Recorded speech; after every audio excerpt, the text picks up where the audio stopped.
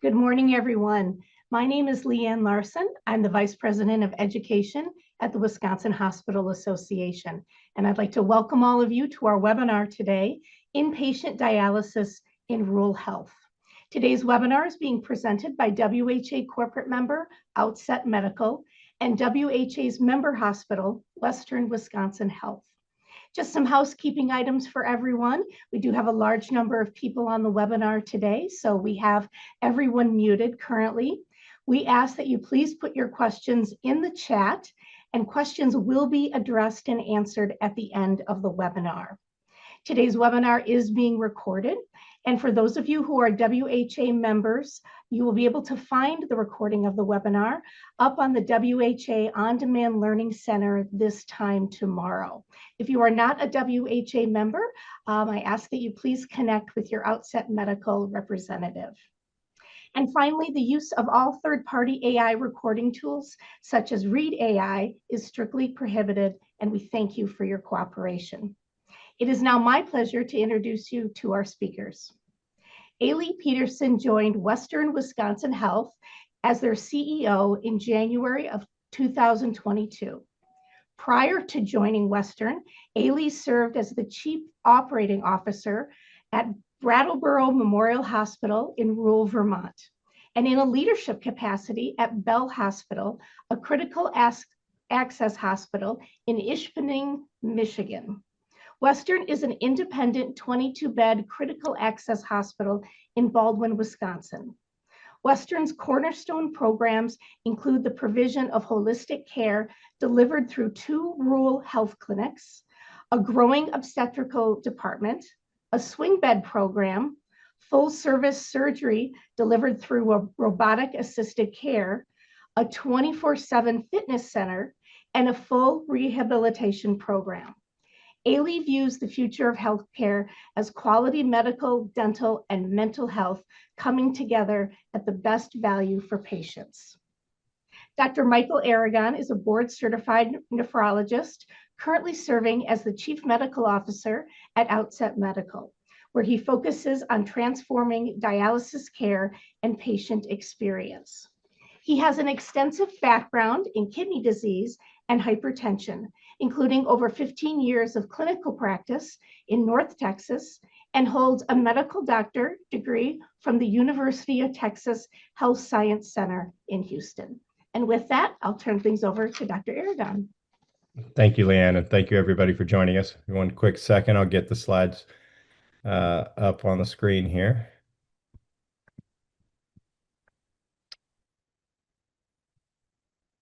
All right, well, welcome everybody. I wanted to kind of open up here a little bit, just talking about the state of kidney health in general. We'll talk about it on a national stage, but then also the particular challenges when we look at rural communities. I'll share a little bit about our technology and how we have been able to help critical access in rural hospitals in achieving their goals of better serving their communities from a kidney care perspective. And then I'll kick it over to Eilidh to let her share her particular story.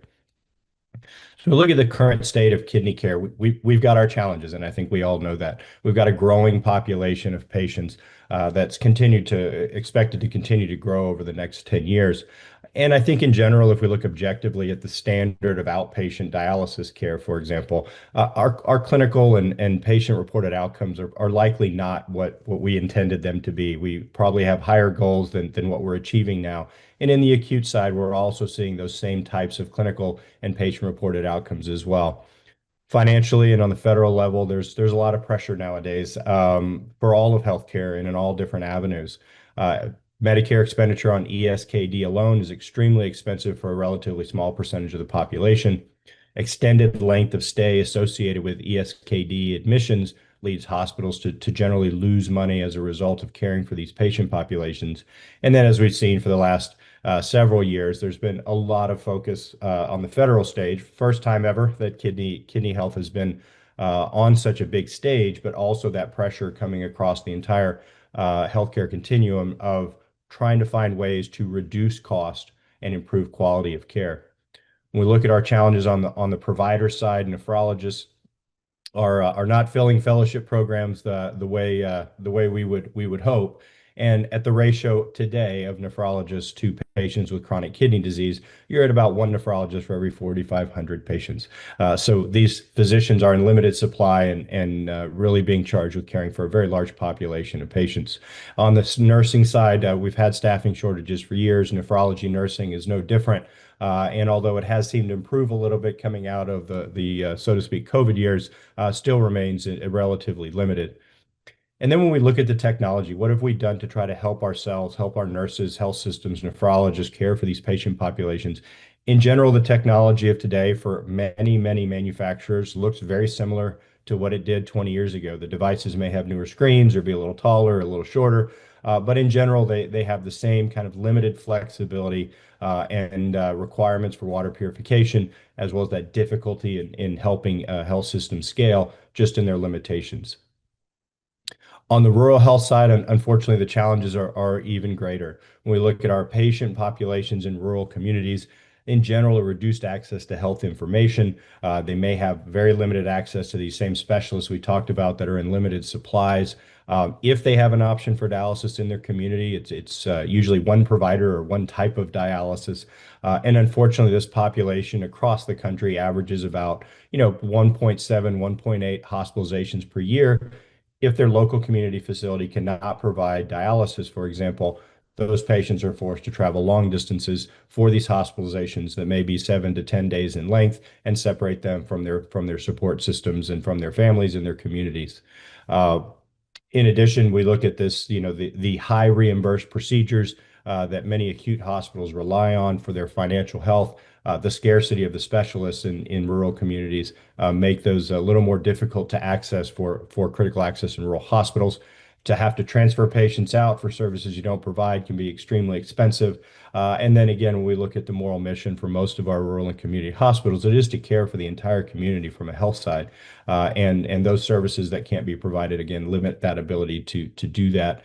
And then as these hospitals, as we've talked to many hospitals across the country, have a challenge in actually seeing, the opportunity. These patients know that some of these services are not provided and just move to the largest facility or the closest facility that has them, and therefore limited opportunity to actually see what the opportunity is for whether it's end-stage kidney disease care or other types of health procedures. We look at the specialists. Again, we talked about nephrologists being limited. They're even more limited when we come to the rural space.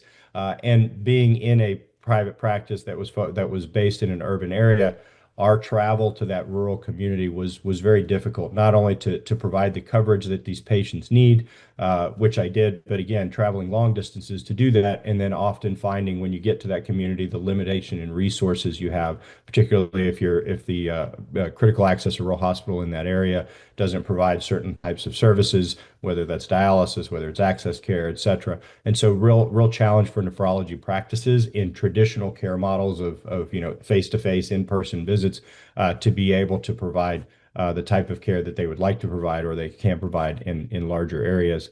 And then finally, on the dialysis provider side, this is a model that in many acute hospitals and other facilities across the country have utilized. This third-party dialysis provider may not have any access to those particular providers in your area. If you do, it's going to be limited type of coverage at a very expensive cost for those services to be provided. And then they need to store all of their equipment within the facility, which takes up a very large footprint of a relatively small space.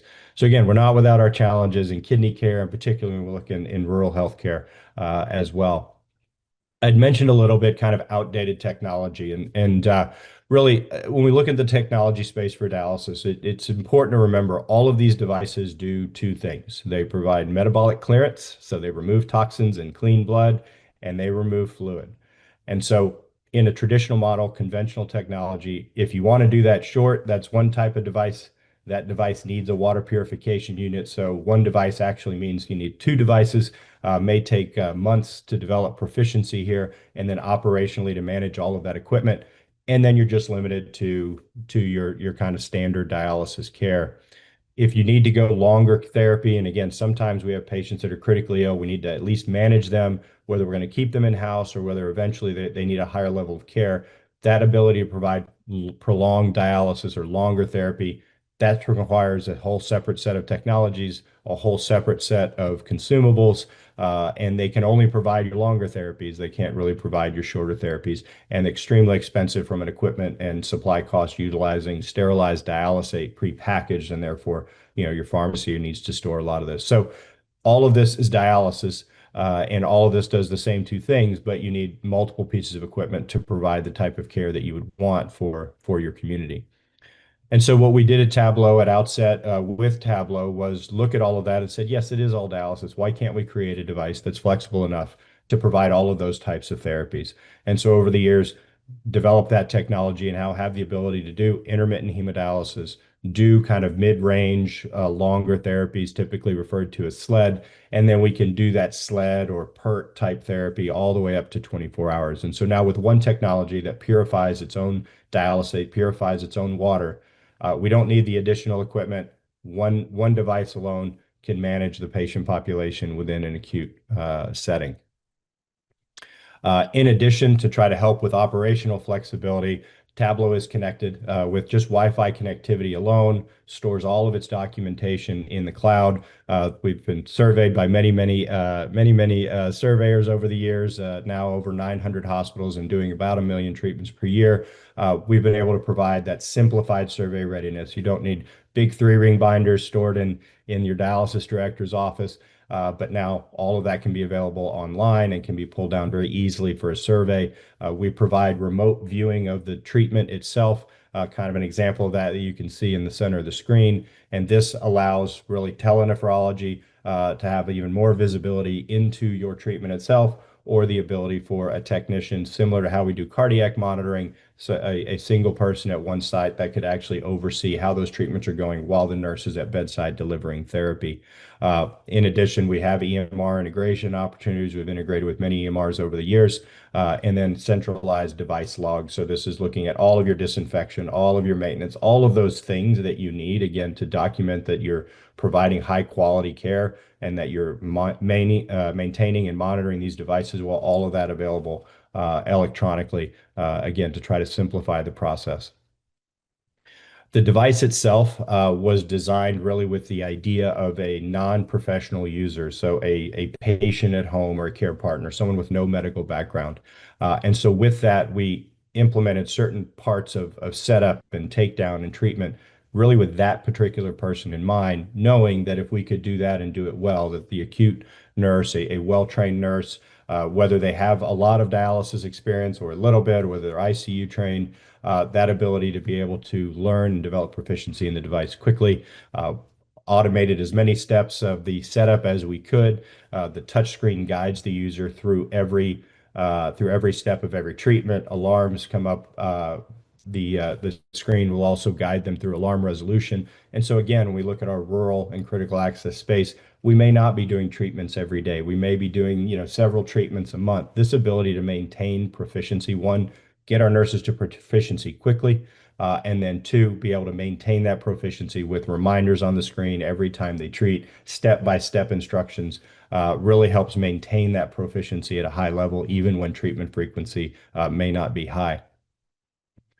We've done several objective ways to look at this. For those that are familiar with human factors, this is the evaluation of the device with the intended user in the intended use environment. And so this is really about the user and the device and how they interact. And so very critical to development of newer technologies is to understand how the user is going to respond to touchscreen prompts, to the instructions and the instructions for use, to training.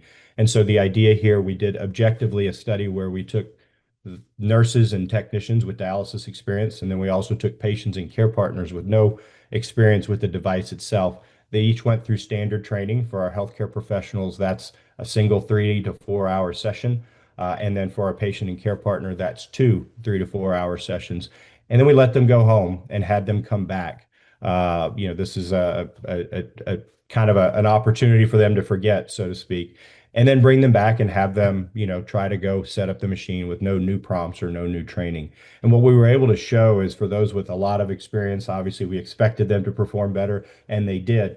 but patients and care partners with just 2 training sessions, a very high level of proficiency attained very quickly. And you can see success through multiple steps of dialysis. And so again, giving us confidence that even those users that don't have a lot of experience with dialysis can obtain that proficiency quickly with just very short training sessions. And how have nurses responded to learning Tablo? Well, I'd say probably the most critical time where we've had to train a large body of nurses in a very short time was really during COVID-19. In March and May, as we know, there were patient surges throughout the country. And in New York and New Jersey, Tablo was deployed as kind of an emergency response. And during that time, in 51 facilities, we trained almost 900 nurses. We trained them with their standard Tablo training time. These nurses had a variety of backgrounds. About a little over a third were dialysis experienced and considered themselves, nephrology or hemodialysis nurses. We had almost 50% that were ICU, and so may have seen some of the ICU type devices. And then we had 10% roughly of nurses that had never done dialysis, were not ICU, may come from other areas of the hospital. And really the need at the time due to patient surges was to train all of these nurses that were available and healthy to deliver treatments. We were able to survey these nurses, and what we found was a high level of satisfaction, one with the training, two, that the device was in itself easy to learn and use, and really a high percentage of this nursing population with just that single training session felt very confident that they could leave training and go treat patients independently with the device.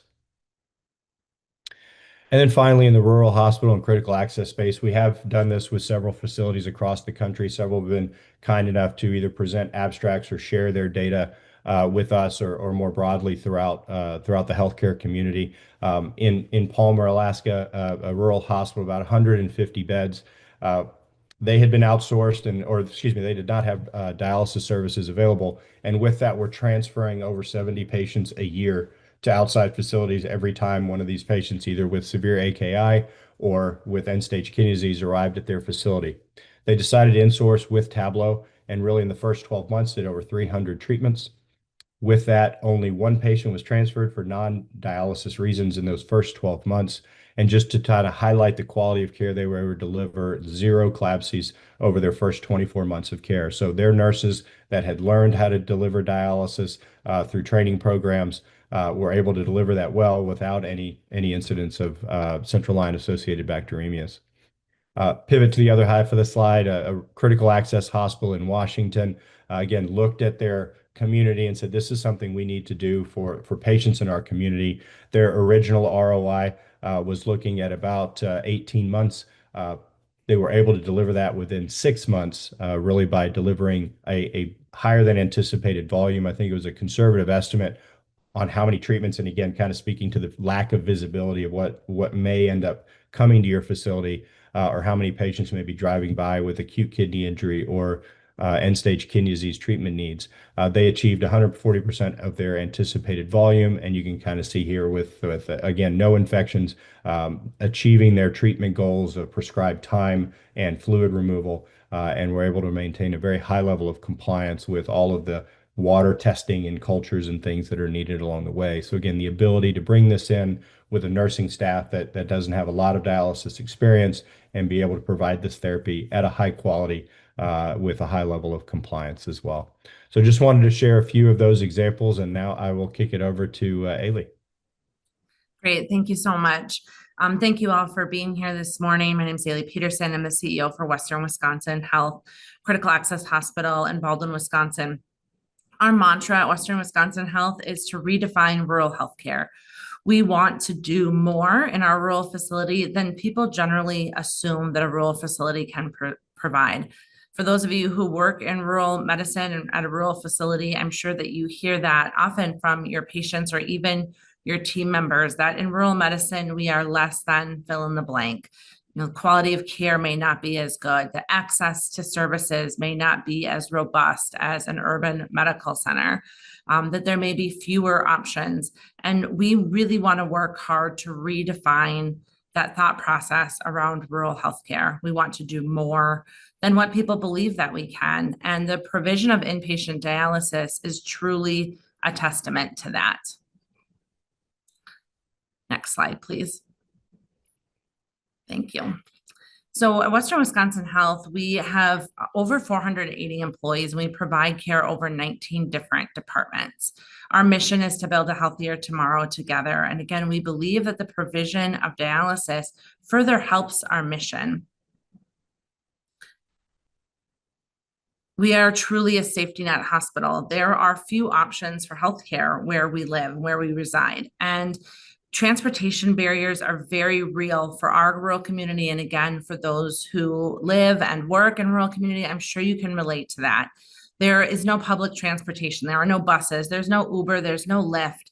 And so we want to make sure that we can provide as much as we can within our facility, because often this is the only place our patients are going to be able to get to. Asking oftentimes a farmer to go to the Twin Cities, which is the closest tertiary facilities for us, asking them to go there is like asking them to go to Mars. They may not have the means to do that. They're not willing, they're not interested, and therefore they will just go without healthcare. All of this speaks to why we work hard to provide as many services with as great of access as we can to the patients who live in our rural community. And so to that end, we have several cornerstone programs that work to expand access to care. The surgical services are just one of them. Lots of headlines lately about rural facilities closing their doors to patients. We want to make sure that we offer enhanced services. We believe our patients, whether they're rural or urban, deserve the best and the latest in technologically advanced care. And so to that end, it's why we provide surgical assisted, robotic assisted surgeries within our operating rooms. And we do that in our general surgery program and our orthopedic program. We want to work hard to leverage all of the technology that exists to provide the best outcomes to our patients. And often that initial investment results overall in a lower cost of care. And so we can't talk about limited access to services, especially in a rural community, without discussing obstetrical care. This is one of those services that is shrinking by the day, very unfortunately. And this truly speaks to our mission of redefining rural healthcare. In our region alone, we had 6 hospitals shutter their labor and delivery units within a 60-mile radius of us. So we took it upon ourselves to be the answer, to work hard to expand access to care. We more than doubled our labor and delivery suites, and over the last 10 years have grown this department by over 400%. We're on track this year to deliver 420 babies. And it's truly because of that lack of access to care. It was important and pivotal that for the sake of our patients, we do what others weren't able to do. And it's odd to think that obstetrical care is redefining rural healthcare, but in today's age where rural facilities are closing, this is a great example of one of the ways in which we've worked hard to redefine rural healthcare. In addition to that, we provide outpatient care through our many rural health clinics over a wide breadth of services. And so why dialysis? I've talked about how it's our goal, it's our mantra to redefine rural healthcare. And even 2 years ago, thinking about the provision of dialysis, we would have said, well, that may be too great a stretch, even for us in working to be innovative and again, redefine what rural facilities do. Even then, we would have been hesitant. But I'll share kind of how we got to this place. So our journey actually started for us 6 years ago when we hired Dr. Raj, a nephrologist. Dr. Raj was a foreign-trained physician, had an H-1B visa, and was looking to join her husband, who was a physician here with us, looking to join him and start her practice. Dr. Raj was an internist, board-certified internist, as well as a nephrologist. And so 6 years ago, Dr. Raj was hired, and her primary focus was serving as a hospitalist and using her tools and skills as an internist. Well, about a year and a half ago is really when we had our pivotal moment at the hospital.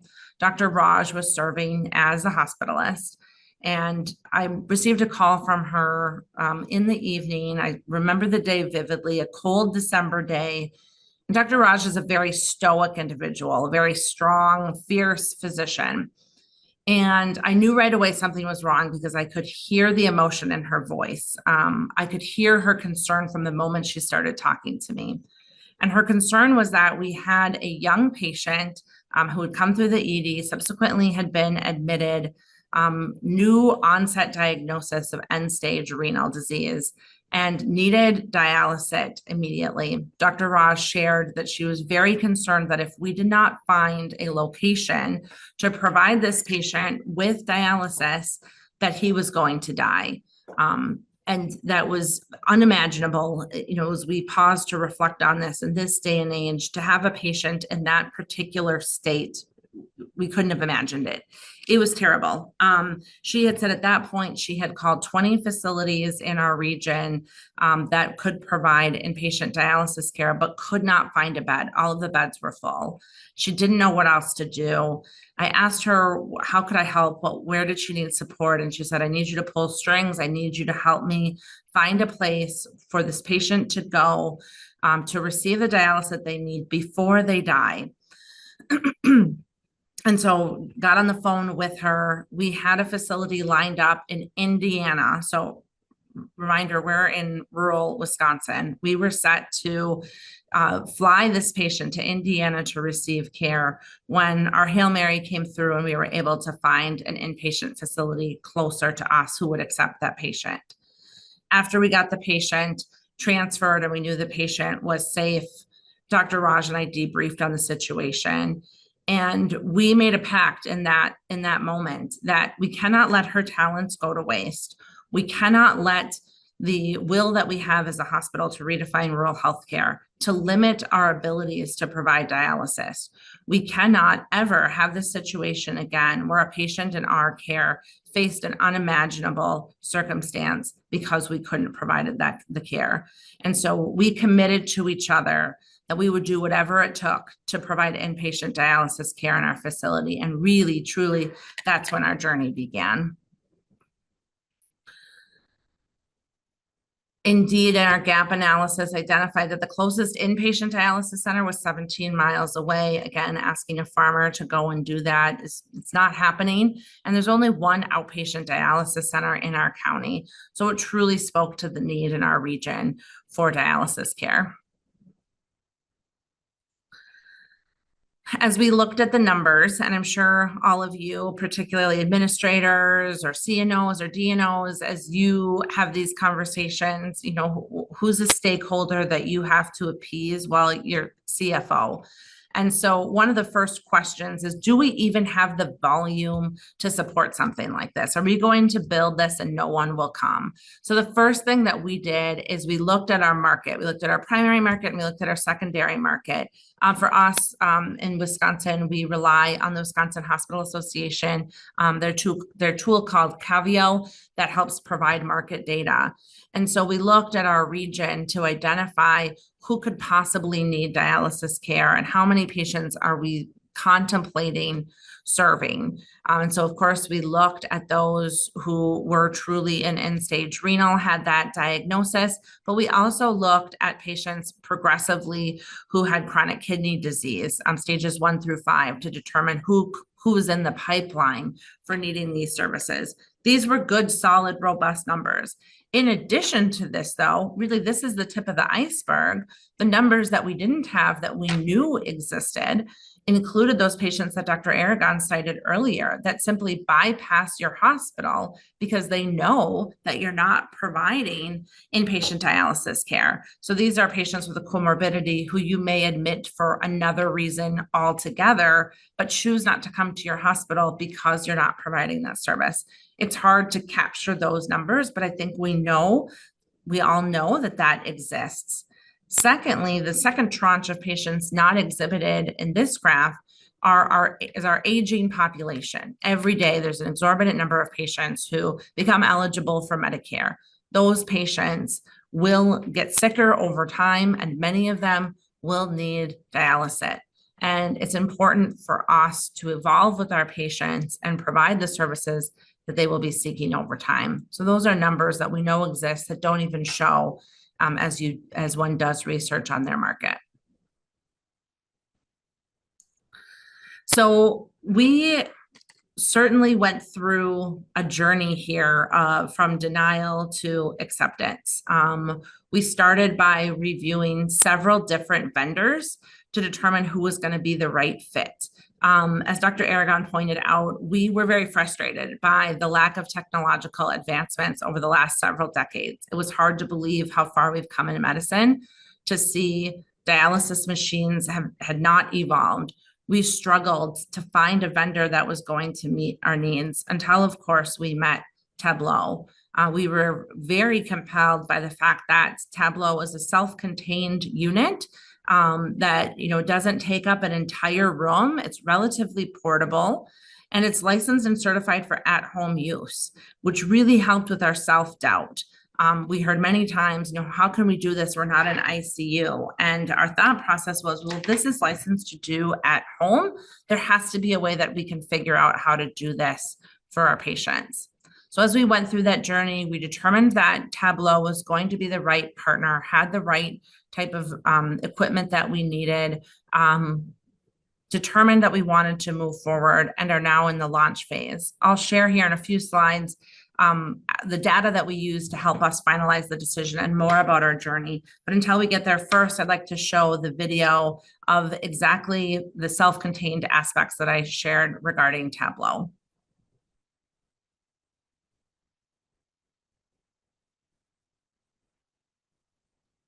Sorry, the video is not playing. Sorry, Eilidh. I think if you click maybe one more time before you advance the slide, it will do it, but not on the advanced slide. Just click on the slide itself. No. Sorry, technical difficulties. That's okay. I'll describe it. And so what the video shows, and you can find this on Tablo's website, is it shows that the dialysate is self-contained in the unit. It shows the steps and how easy the steps are on the touch screen to be able to advance to the next slide. It essentially shows what I'm referencing, that it doesn't take up an entire room. There's not complicated tubing. It's all housed right within this cassette that you see here. So we started our journey by creating a pro forma, a financial analysis to determine what was going to be our return on investment, how long was it going to take us to gain back that investment, what was our break-even point. And so there's a lot of work that went into the pro forma. I've taken the liberty of simplifying it for you here. For us, our break-even point were 3 inpatients a month.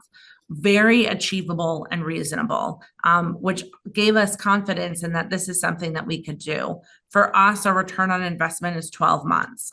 We hope to have some of the results that Dr. Aragon showed and be able to achieve that return on investment in a shorter period than 12 months, but for us, it's a year.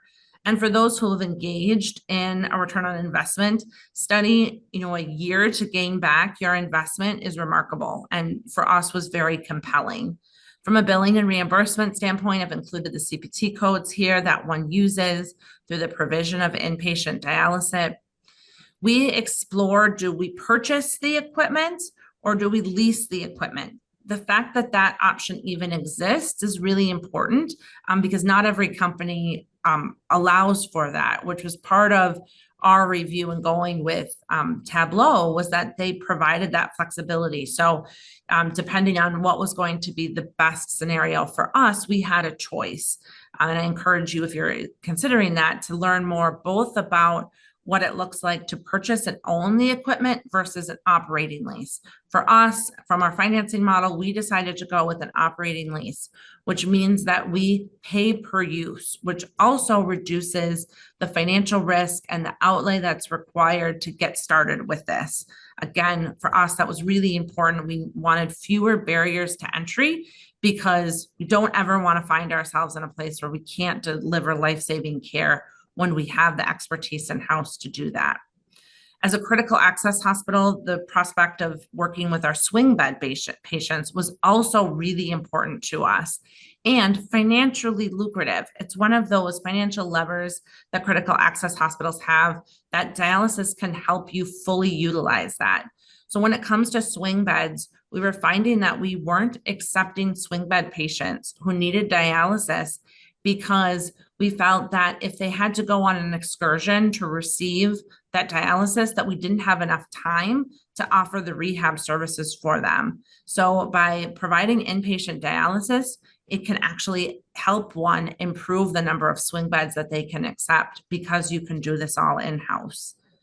For critical access hospitals, there's also a benefit on the cost report on your cost allotment and how you classify the physician who's providing such care. So those financial benefits also went into our understanding and review of why this would be financially advantageous for our hospital to provide. We are in phase 1 right now, where we are launching inpatient services. We also intend to launch outpatient services. We have a lease in place for an off-campus building close by, where we intend to provide outpatient dialysis as well, using the same equipment. I implore you to think about the provision of outpatient dialysis as well, because all of those inpatients that you're serving are also going to need outpatient dialysis for the rest of their life. And by you providing both services, you can really provide the continuity of care that our patients deserve. And it's really best for their outcomes to have a one-stop shop for their medical needs. So our care journey involved a lot of work with the nursing team. Shonda Helgeson, our Chief Nursing Officer, is on today's webinar, and she's obviously the hero when it comes to thinking about nurse onboarding and nurse education. But this is a really important group to engage with, to have them lead this. They're doing the work. They should be heavily involved. Tablo was great at providing education and training. They have joined us, as we've talked about, dress rehearsals and dry run-throughs. And so they are a critical partner in all of this work, especially if you're like us. And when we launched, when we purchased the equipment, we didn't have any nurses with dialysis experience. I'm happy to report that we do now, but when we started, we didn't, and they were integral in helping us kick that off.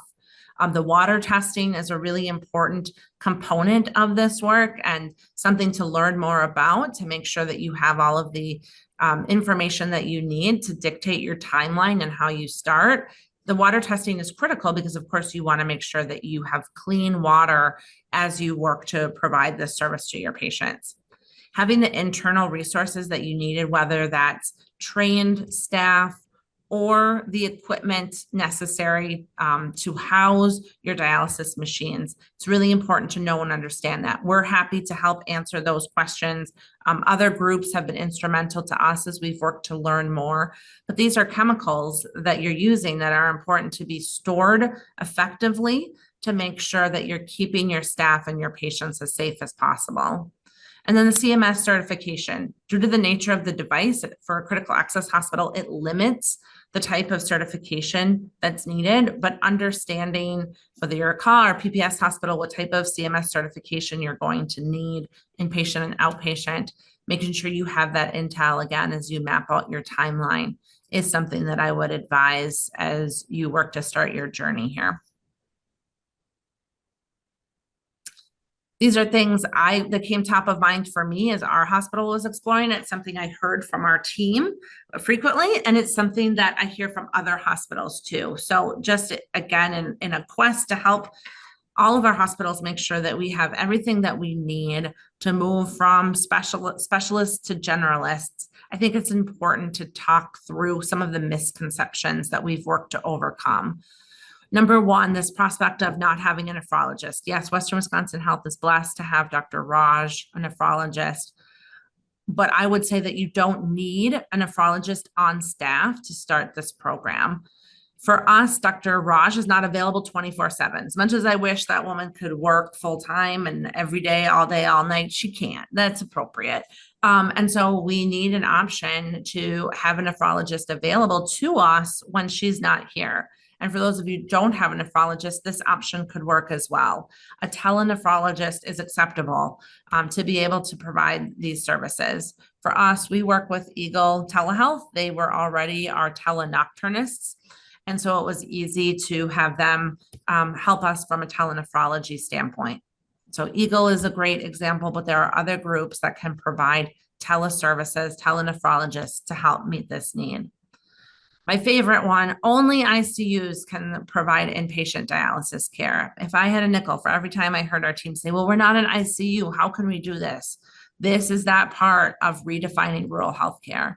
The fact that the device is certified for at-home use, the fact that it's self-contained, the support and partnership by Dr. Aragon and Outset really help make it possible for rural facilities to provide this. You don't have to be an ICU to provide this level of care. And then also only patients who are in that, have that diagnosis of end-stage renal disease need dialysis. Dr. Aragon has talked about it. I shared it. That's not accurate. We know that there are patients who bypass our hospital because they know that we can't provide dialysis care. So there's a whole lot of patients out there who need our services, who are missing out because we didn't have that ability. So next steps for us as we work to launch the service, we established a charter. This included the various roles that the folks on our team would play. It included a timeline. It included risks. It included statements on how we would mitigate those risks. It included our metrics for success. How do we know that we're successful and we've done this correctly? We've worked hard to train and in the process of certifying nurses to do this work. Internal communication is really important, both about when you're going to start and what that looks like. You know, what none of us would want to have happen is that you've launched a program and your emergency department doesn't know, and they start sending your dialysis patients away. Having that pipeline of referrals to make sure that your nearby hospitals know that you're offering this, especially if you're a critical access hospital and it wouldn't be the first thought that you provide this. Making sure that you have contemplated the prospect of launching outpatient services. Like I mentioned earlier, I think it's important that the two go together. And then PDSA, making sure that you're tracking and monitoring your results. That prospect of continuous quality improvement is really important here. So thank you all for joining and for listening today. Now we'll be at a place where Dr. Aragon and I will take your questions. And so a reminder, those can go into the chat or into the Q&A function. Thank you, Eilidh. So yes, while you all are putting your questions in the chat or Q&A, I just want to thank Dr. Aragon, Eilidh, Outset Medical, and Western Wisconsin Health. We really appreciate your time and your expertise and transparency about your journey. So again, yes, please put your questions in the chat and Dr. Aragon and Eilidh will address those.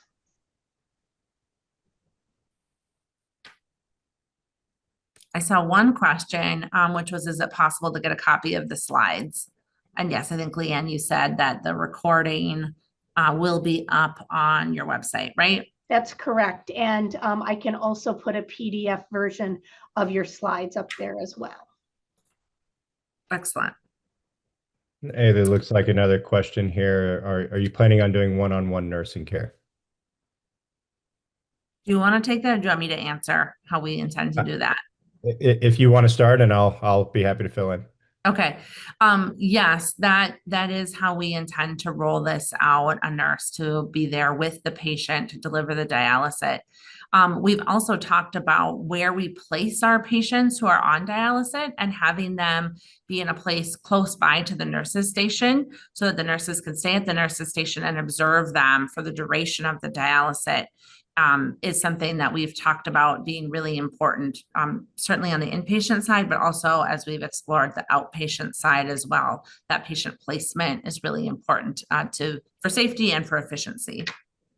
Yeah, and I think that's the key. You really need to keep, direct line of sight, obviously, to the patients. Nurses could handle as many as 2 patients at one time. However, that may be in one room that was modified to do dialysis, or one-on-one bedside care. I think both models are very effective. It would depend a little bit on the volume. If you are going to have a volume where you may have multiple patients treating within a day, you could look at that 2-to-1. Patient to nurse ratio, which is, again, can be done effectively and very safely. But if you're going to have just a few number of treatments, 1-to-1 may make more sense. And so either option is really available.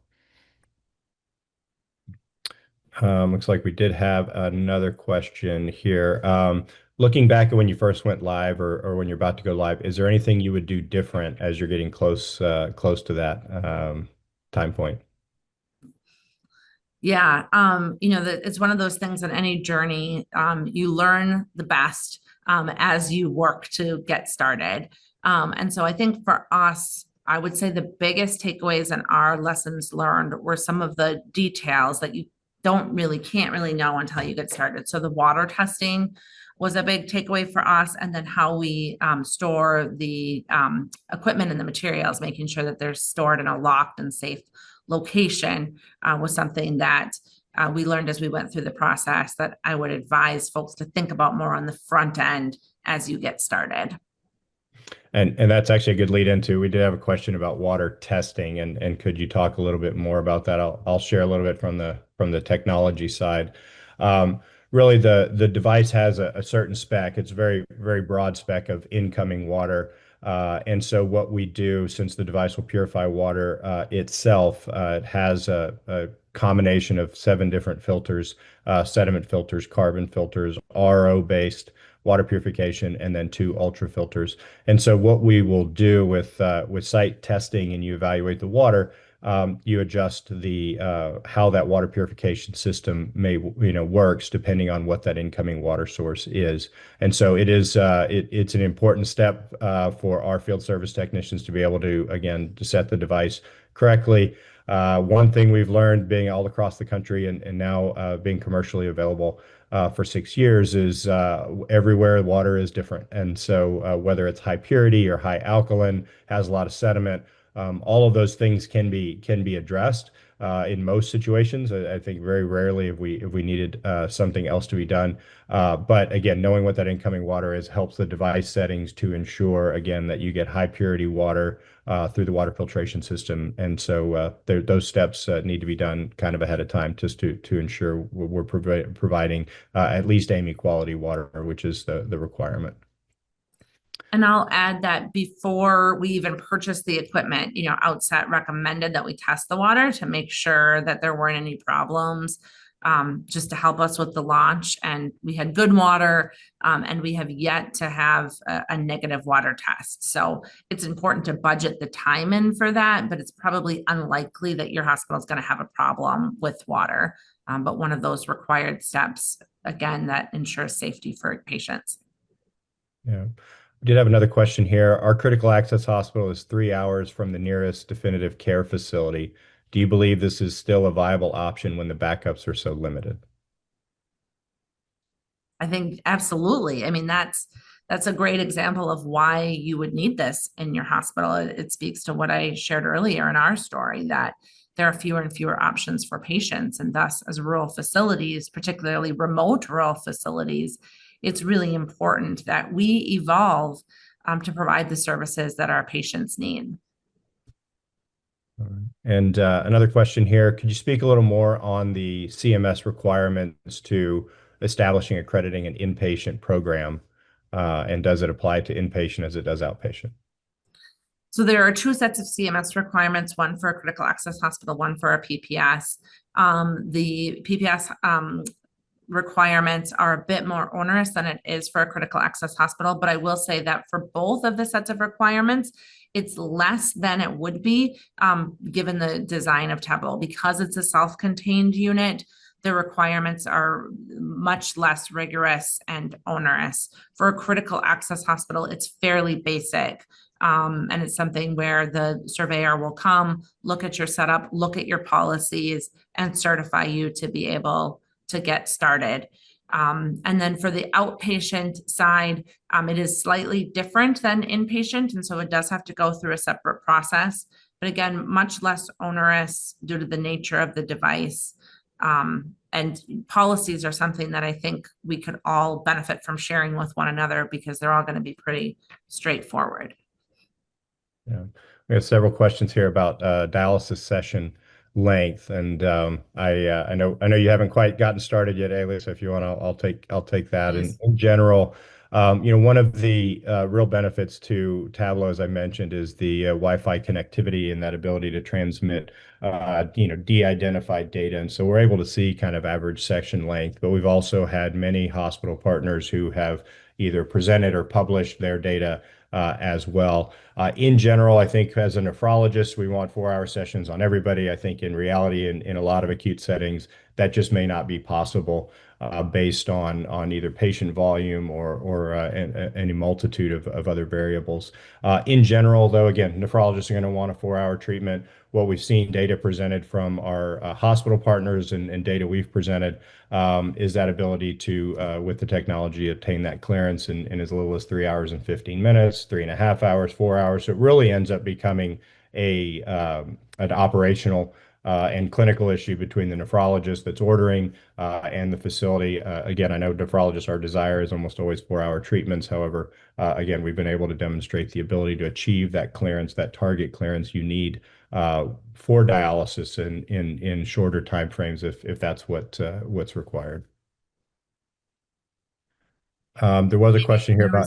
Oh, sorry. I was just going to say the Yeah, days per week too. Maybe you can talk about, so if you talk about length of treatment, then how frequently does a patient need the treatment? Sure. So in general, in an outpatient setting, kind of the standard of care is 3 times per week. Most of us will translate that into inpatient dialysis as well, and it's roughly 3 times per week. So inpatient dialysis will very often have a Monday, Wednesday, Friday schedule or a Tuesday, Thursday, Saturday schedule, again, depending on volume.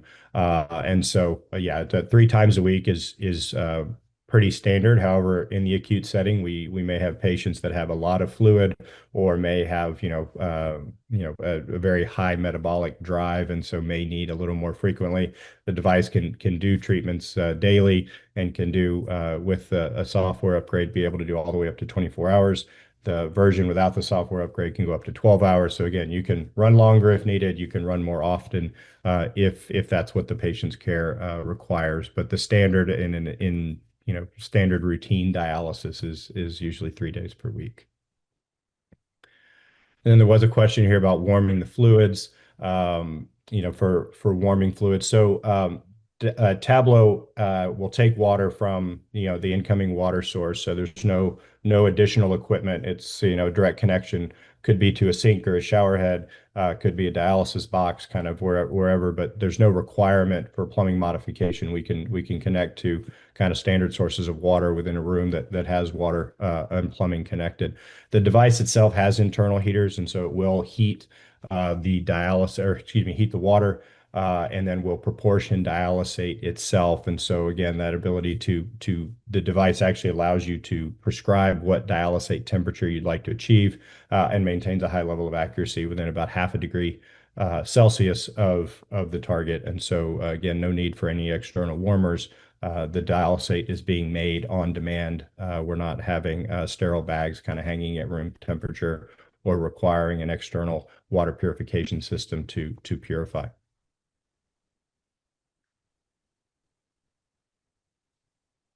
Quite a few questions here. I think a lot of these are for you. Yeah, I can jump in because there's several questions on payer mix and payment. And so let me tackle those. Okay. So payer mix, so for us as a critical access hospital, our predominant payer is Medicare, which is from a cost standpoint advantageous. So we have about a 37% Medicare rate, which is what we based our pro forma on for dialysis. And that's the population that we anticipate primarily serving and seeing. We did have a lot of conversation on where we were going to put this from an outpatient setting. We modeled it out on would it be more advantageous from a payment perspective to have it on campus or off campus. We're a rural health clinic, so that went into our consideration. Ultimately, we decided to put it in an off-campus building because of the Medicare carve-out for end-stage renal. And so as we contemplated the reimbursement levers for us, the most advantageous reimbursement was to have it be in an off-campus outpatient setting, and then billing it in that carve-out Medicare benefit. And as we explored that from a commercial standpoint, the benefit of the end-stage renal Medicare carve-out far outweighed the any potential loss on the commercial side for not being a rural health clinic. I think you wouldn't experience that in a PPS hospital or non-RHC status anyway. So outpatient setting is where we landed because of that benefit. Our financial auditor, we use Whipley, was really helpful in us modeling and working through that. So I'd recommend working with a Whipley or a CLA or another your healthcare financial auditing firm to help with that. Do you get paid for the dialysis runs and swing bed? So yes, we put them into that swing bed outpatient setting allows us to get that outpatient payment for the provision of dialysis. And then there was another question on rounding and the hospitalists. Yes, do you get paid for the nephrologist rounds, or do you get bundled with the hospitalist round? So because they're going in an outpatient setting for this, you get compensated for the nephrologist's time caring for the patient, which was another financial benefit in this model. There was one there at the bottom.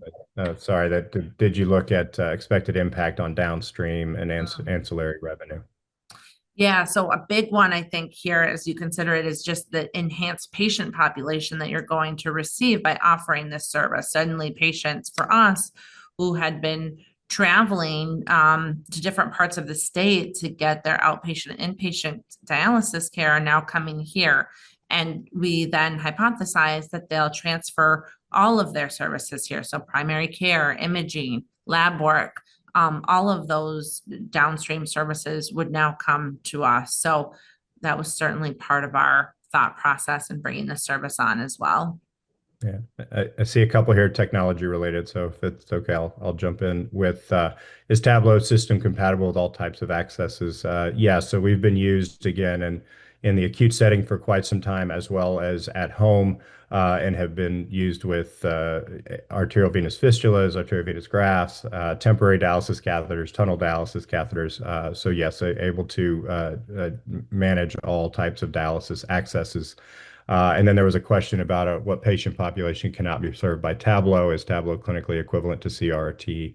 So Tablo does not have a CRRT indication, but does have an indication for what I referred to earlier as SLED, or also known as PERT, or in the more recent acronyms, PIKRT. Up to 24 hours. And so there has been published data from our hospital partners, as well as abstracts presented as well, showing Tablo's ability to manage patients that require those longer treatments with the 24-hour PERT or SLED. We've some partners in Utah published a paper several years back. We've also had presentations from cardiac ICUs, from other ICUs within Michigan, also looking at clinical and health economic outcomes. And so that ability to care for a critically ill population with a 24-hour PERT or SLED therapy, yes, the device can do that. Looks like we're up on time. I don't know if you want to try to answer one more, Eilidh, before we go.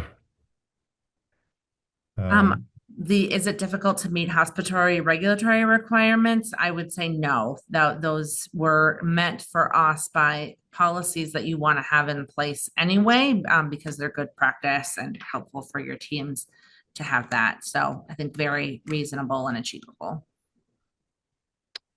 All right, Leanne, I think we're up on time. All right. Again, thank you so much, Eilidh, Dr. Aragon, Outset in Western Wisconsin. We appreciate your expertise. Just as a reminder for WHA hospital members, recording of this webinar, as well as a copy of the slides, will be up on the On-Demand Learning Center this time tomorrow. You all will also be receiving an evaluation. We ask that you please complete that. And with that, I'll bid everyone a good day. Great. Thank you so much.